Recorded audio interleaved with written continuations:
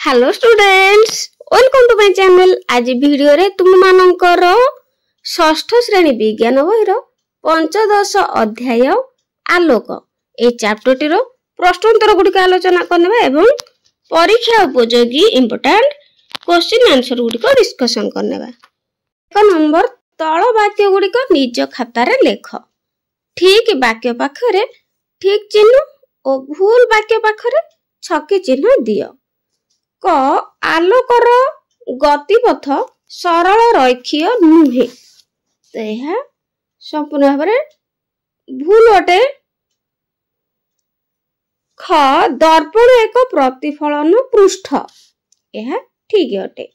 ग जड़ा तेल एक अस्वच्छ पदार्थ, जड़ा तेल एक स्वच्छ पदार्थ अटे, तेणु एटा भूल अटे। से भली घ वस्तुर प्रतिबिंब तार छाया नुहे, यह ठीक अटे। उ निर्मल जल एक स्वच्छ पदार्थ, यह पद ठीक अटे। 2 नंबर बंधनी मध्यरु उपयुक्त शब्द बाछिकी शून्य स्थान पूरण कर। क आलोकर प्रतिफलन डैश पृष्ठ रे हुए, दर्पण लेंस प्रिज्म, तो यार ठीक उत्तर दर्पण। ख पतला प्लास्टिक गोटे डैश पदार्थ स्वच्छ अस्वच्छ अल्प स्वच्छ, तो यह अल्प स्वच्छ पदार्थ। मन रखियो पिला माने इंपोर्टेंट क्वेश्चन, पतला प्लास्टिक गोटे अल्प स्वच्छ पदार्थ।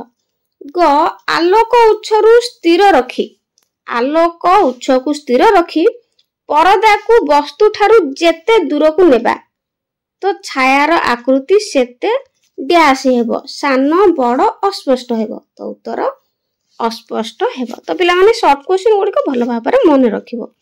3 नंबर निम्नोक्त शब्द द्वय मध्यरे थिबा पार्थक्य 2टी बा 3टी वाक्य रे लेख। पार्थक्य दर्शेबा क छाया आउ प्रतिबिंब मध्यरे पार्थक्य, बहुत इंपोर्टेंट क्वेश्चन। पार्थक्य दर्शाओ तुम मानकर निश्चित भाबरे क्वेश्चन आसीबो।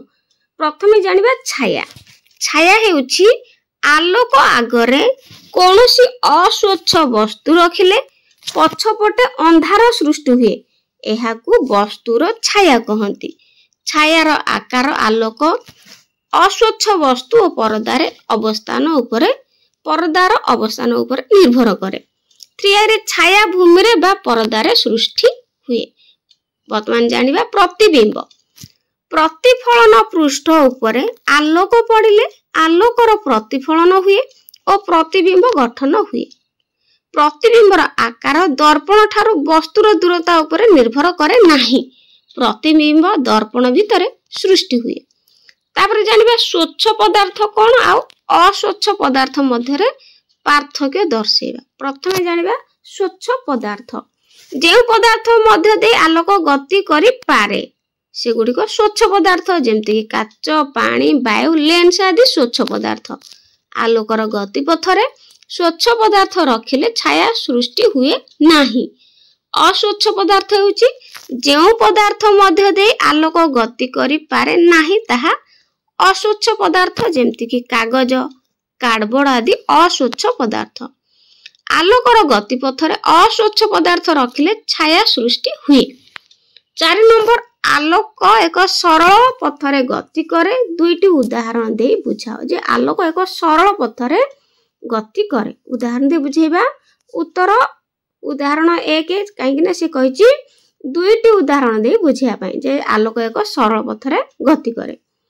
प्रथमे उदाहरण 1 आइरे टेबुल ऊपर मोहम्बती टी जाळ कागज नळी तयारी करी टेबुल अपर पार्श्व छिड़ा होई नली मध्य दे जळुथिबा मोहम्बतीर शिखा को लक्ष्य कर। लक्ष्य कले मोहम्बतीर शिखा देखा जिवो, किंतु नली को सामान्य बंका कले मोहम्बतीर शिखा देखा जिवो नाही। सीधा नली रे आलोक देखा गला, किंतु बंका नली रे देखा गला नाही, तेणु आलोकर गतिपथ सरल रैखिक। उदाहरण 2 रे एई भली चित्रटी नबो आलोकर सरल रैखिक गति पई। तो प्रथम मोहम्बती जालिबो, 3टी कार्डबोर्ड नबो, प्रथम द्वितीय तृतीय आ ताकू जाली किने ए भली भाबरे चित्रटी अंकन करिवो। तापरे लेखिबो जे टेबुल ऊपर मोमबत्ती टे जाळ 3टी कार्डबोर्ड नै प्रत्येक को समान उच्चतार रंध्र करा जाऊ टुआई टेबुल उपर कार्डबोर्ड गुड़ी को आग पछ कर रखा जाऊ जेपरी रंध्र गुड़ी एक सरल रेखार रही। 3 शेष कार्डबोर्ड रंध्र दे मोमबत्ती शिखा को लक्ष्य कले देखा शिखा देखा किंतु कार्डबोर्ड मध्य जेकोसी गोटे कार्डबोर्ड रे स्थान परिवर्तन कले मोमबत्तीर शिखा देखा नहीं। यही दुई उदाहरण प्रमाणित है जे आलोक एक सरल पथरे गति करे। मन रखियो बहुत इम्पोर्टेंट जे आलोक एक सरल पथरे गति करे। 5 नंबर गोटे बा दुईटी वाक्य रे लेख। तो एगुड़िक बहुत इम्पोर्टेंट भल भाव मन रखिबो। क प्रतिबिंब गठन पाई कौन कौन आवश्यक। ए क्वेश्चन बहुत थर परीक्षा रे मध्य पड़िछि जे प्रतिबिंब पाई गठन पाई कौन कौन आवश्यक। उत्तर प्रतिबिंब गठन पाई वस्तु आलोक और प्रतिफलन पृष्ठ आवश्यक। ख अल्प स्वच्छ पदार्थ कौन। अल्प स्वच्छ पदार्थ कौन यार दुईटी उदाहरण दियो।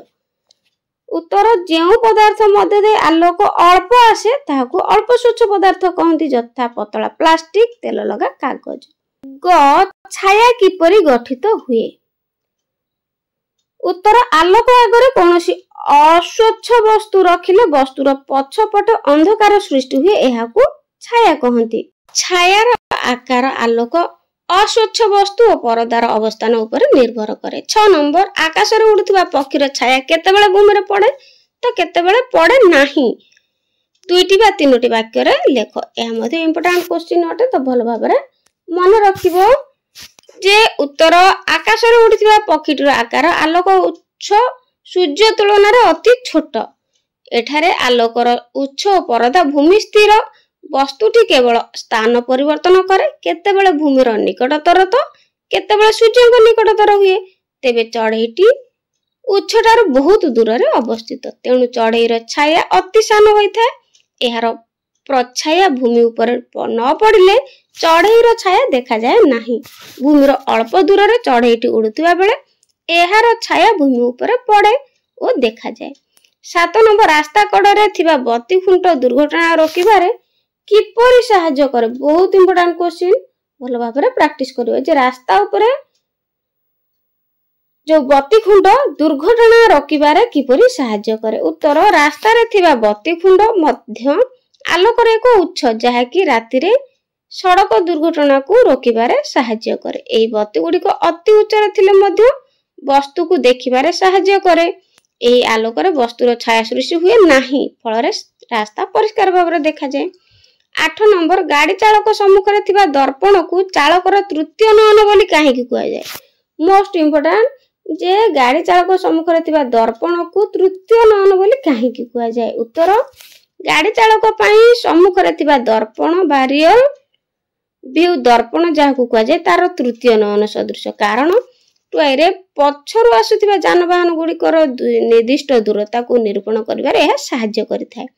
फल रे गाड़ी चालक पछरु आसुथिबा जानवाहनर गतिपथ को देखि उपयुक्त पदक्षेप नै थांती तापरे निरापद भाव रे गाड़ी चलाई थांती। तो पिला माने वीडियो केमती लागिला कमेंट रे निश्चित जणाइबो। आज पई रहउची थैंक यू।